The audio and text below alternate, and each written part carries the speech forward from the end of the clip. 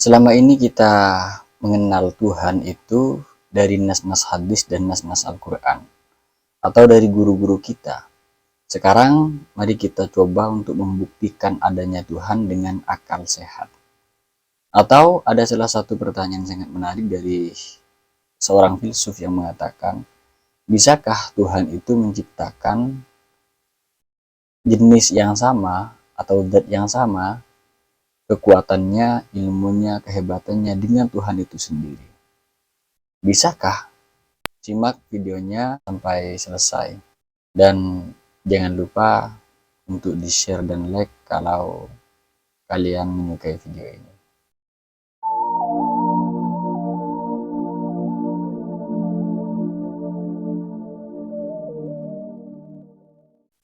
Assalamualaikum warahmatullahi wabarakatuh. Bismillahirrahmanirrahim. Hamdan wa syukran lillah wassalatu wassalamu ala rasulillah amma ba'du.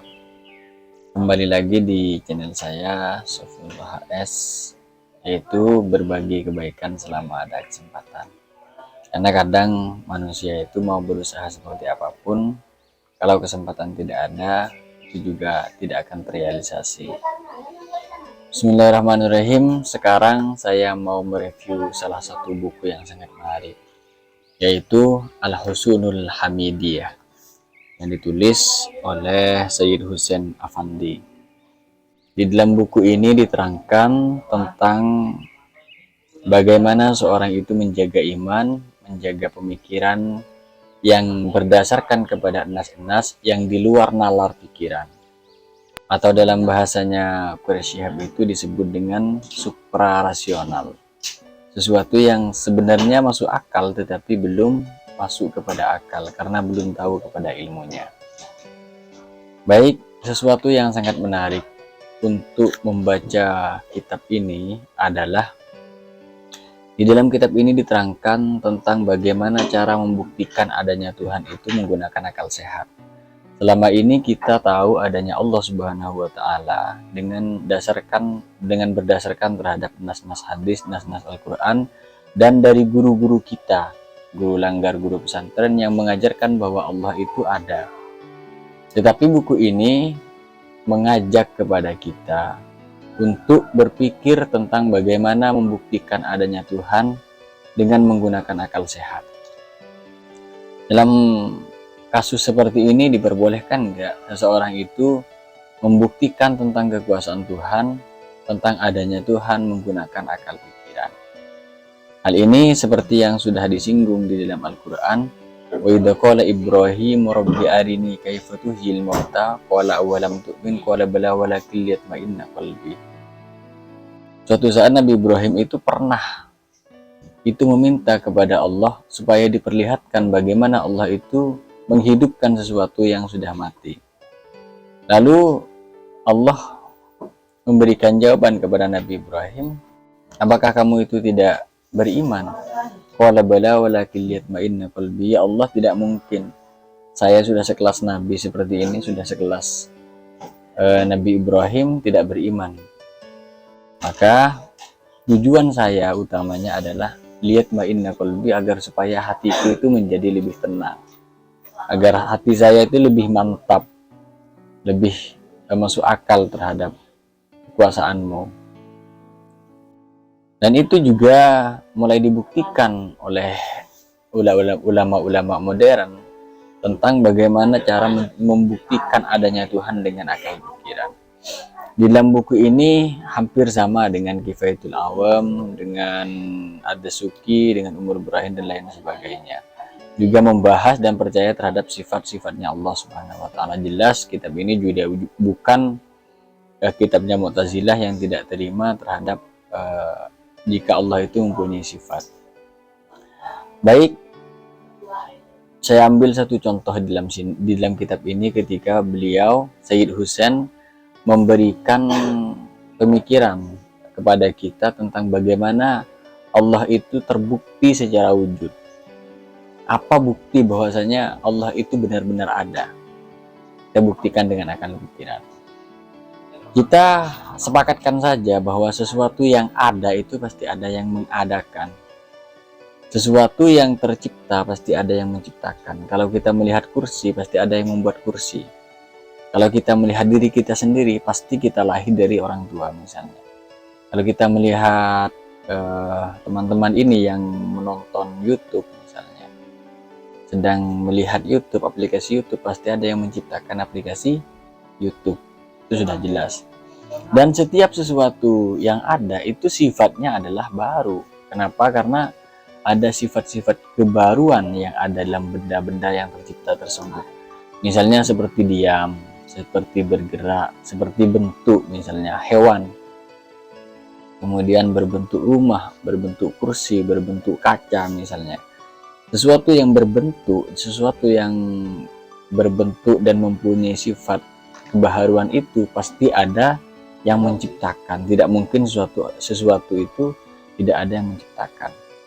Nah, para filsuf yang Islam itu membuktikan akal pikiran itu bisa menembus tentang bagaimana Tuhan itu ada melalui sesuatu yang sudah kita lihat dengan mata kepala kita sendiri. Misalnya suatu saat ketika seorang itu berpikir tentang luasnya alam semesta misalnya, atau lebarnya laut atau tingginya langit, tentu mereka akan berpikir tidak mungkin sesuatu yang besar ini dengan berputarannya alam, dengan berputarannya matahari ini tidak ada yang menciptakan. Tidak mungkin sesuatu yang ada diciptakan oleh sesuatu yang tidak ada. Saya ulangi lagi ya, tidak mungkin sesuatu yang ada diciptakan oleh sesuatu yang tidak ada. La yumkinu khalqul wujud bi adam. Tidak mungkin penciptaannya sesuatu yang ada itu diciptakan oleh sesuatu yang tidak ada. Tentu kita tidak akan percaya.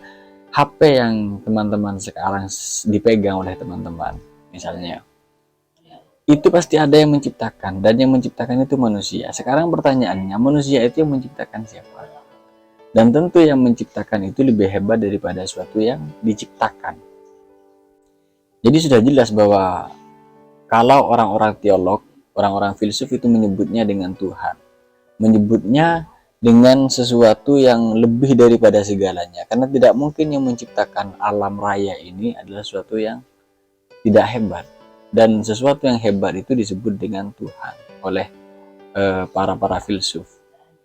Tetapi kita yang masih dalam pemikiran tentang syariat, masih berpikir berdasarkan nas-nas hadis, maka yang kita kenal adalah la ilaha illallah, tidak ada Tuhan selain Allah. Kita menyebutnya dengan kata Allah, dan itu merupakan zat yang berhak untuk disembah, tidak ada yang lain. Jadi sudah jelas, misalnya kita sedang dalam keadaan sedih, yang mendatangkan sedih itu siapa? Masalah? Enggak. Kadang ada orang masalah itu tidak sedih. Kemudian yang mendatangkan senang itu apa? Kadang itu orang enggak dapat membaca, oh karena saya jatuh cinta. Tidak, yang menciptakan cinta itu siapa? Sehingga ketika kita melihat sesuatu, kita akan melihat di belakang sesuatu itu ada yang menciptakan, dan yang menciptakan itu adalah zat yang maha alim, maha bijaksana, kemudian maha segalanya, maha berkehendak. Dan ini diterangkan di dalam buku ini, dan kalian bagi teman-teman harus beli supaya menjaga iman kita dari sesuatu yang meragukan. Kalau kita bertemu dengan orang ateis, iya, kalau kita tidak bertemu dengan orang ateis.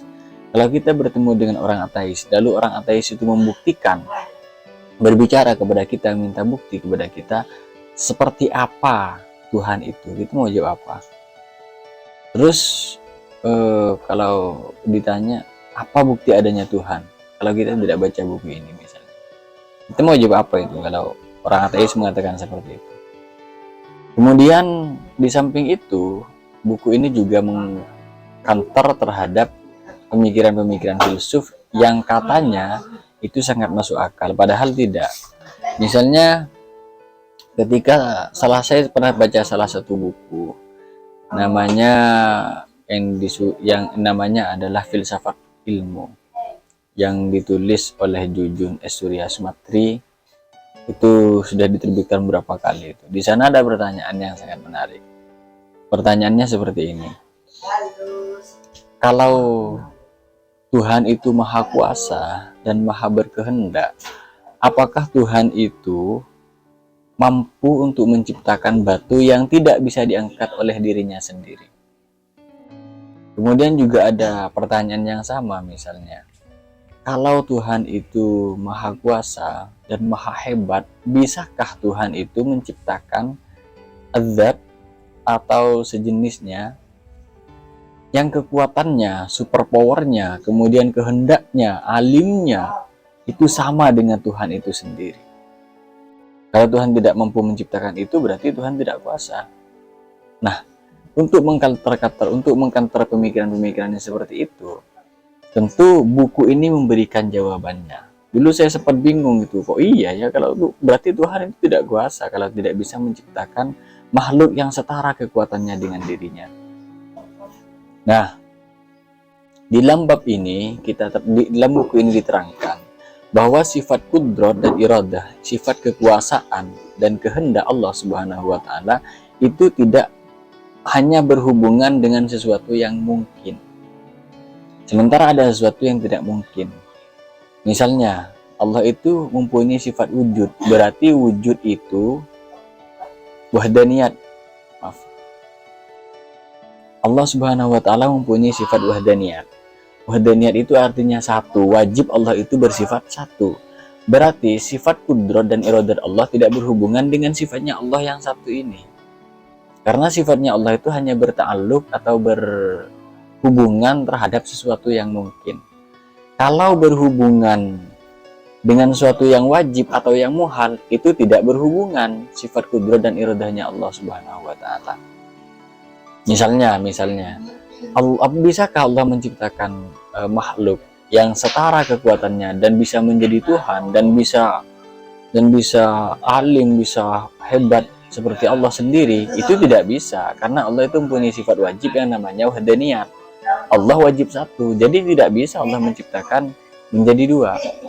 Kemudian, mampukah Allah Subhanahu wa taala menciptakan batu yang tidak bisa diangkat oleh dirinya sendiri? Loh, sifat kudrat, sifat kemampuan Allah Subhanahu wa taala, sifat kekuasaan Allah Subhanahu wa taala untuk mengangkat batu itu disebut dengan sifat kudrat. Sifat kudrat itu merupakan sifat wajib, dan sifat kudrat itu sendiri tidak berhubungan dengan sifat yang wajib, tapi berhubungan dengan sifat yang jais. Nah, kalau menciptakan alam, bisa. Menciptakan wanita yang cantik lalu kita nikahi dalam waktu sedetik, bisa.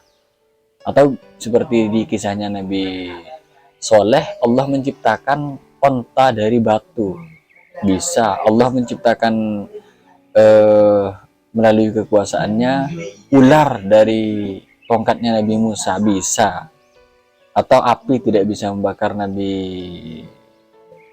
Ibrahim misalnya, ya bisa.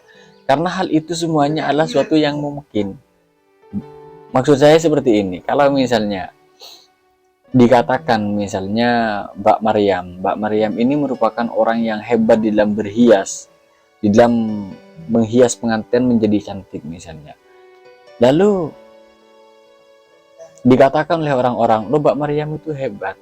Nah, berhebatnya Mbak Maryam itu berhubungan terhadap manten saja, tidak berhubungan dengan yang lainnya. Terus ketika Mbak Maryam itu disuruh untuk membuat kapal misalnya, untuk memperbaiki kapal, untuk memperbaiki pesawat, untuk memperbaiki HP misalnya, bisa nggak? Ya nggak bisa, karena kehebatannya Mbak Maryam ini tidak berhubungan dengan skillnya sendiri. Sama itu dengan Tuhan. Masa Tuhan mau menciptakan Tuhan dua? Kan nggak mungkin, karena sifat kudrat dan iradahnya Allah itu berta'alluq, berhubungan hanya dengan sesuatu yang mungkin. Sehingga pertanyaan-pertanyaan yang membuat kita bingung seperti itu dijawab oleh kitab yang sangat kecil ini, Husnul Hamidiyah. Kemudian sesuatu yang dibahas juga di sini adalah jin dan malaikat. Jin dan malaikat ini tidak dipercaya oleh filsuf awal ataupun filsuf modern.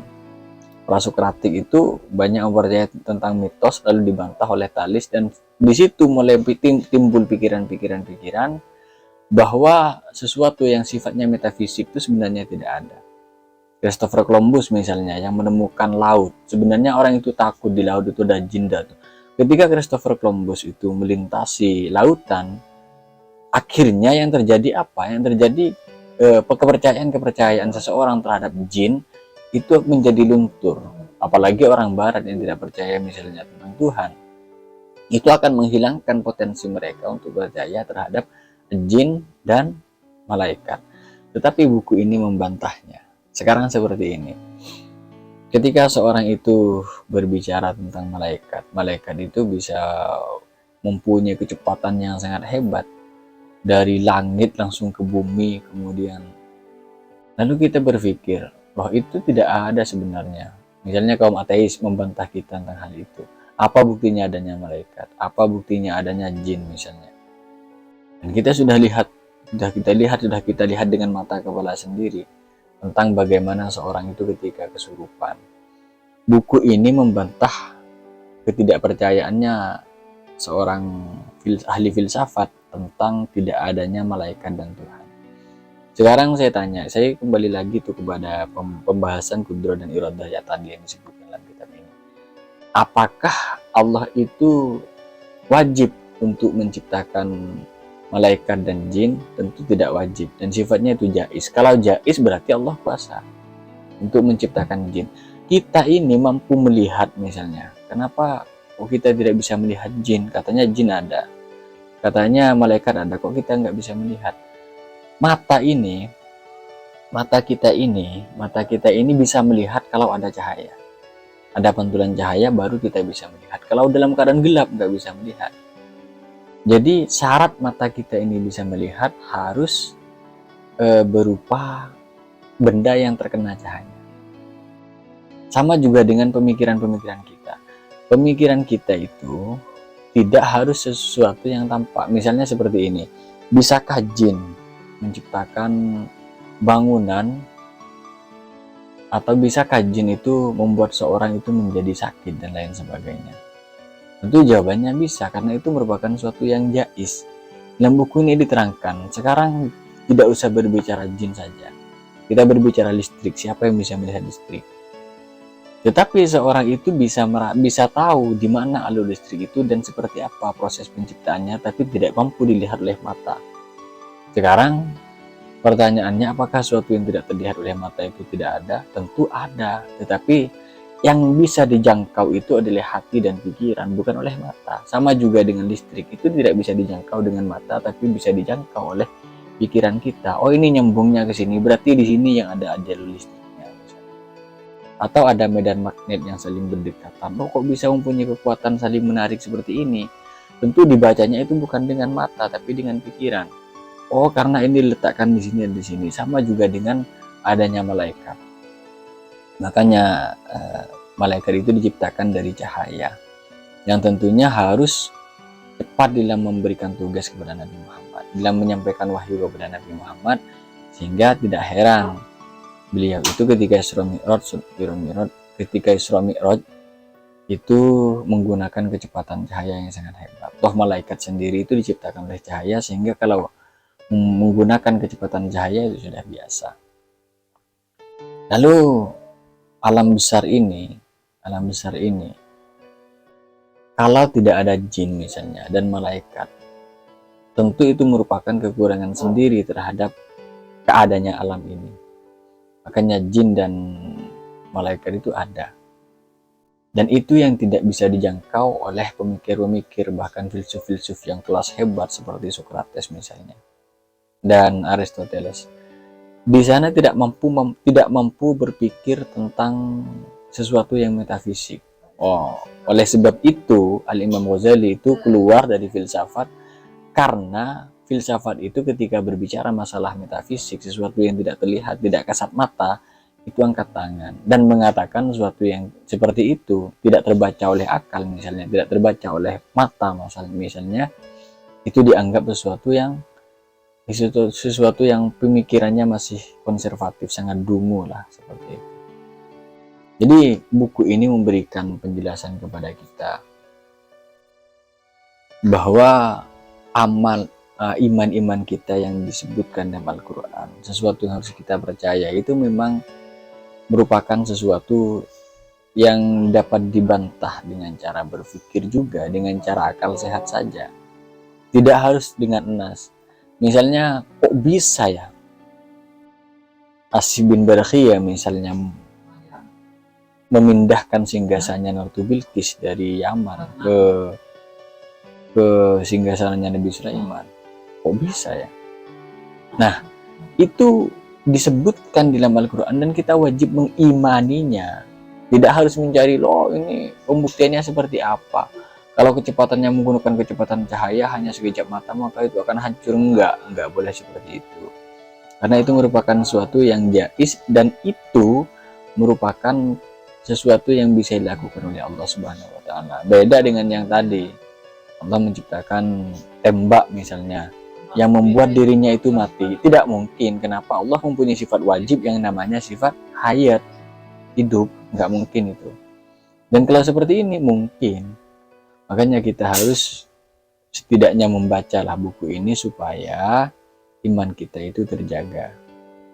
Jadi teman-teman perbanyaklah membaca buku tentang teologis, terutama dalam kitab ini. Hampir sama dengan Kifayatul Awam dan lain sebagainya. Hanya saja di sini ada yang disebutkan sifatnya Allah itu hanya 13 dengan pembuktian-pembuktian akal sehat dan dalil nakli dan artinya juga disebutkan semuanya. Assalamualaikum warahmatullahi wabarakatuh.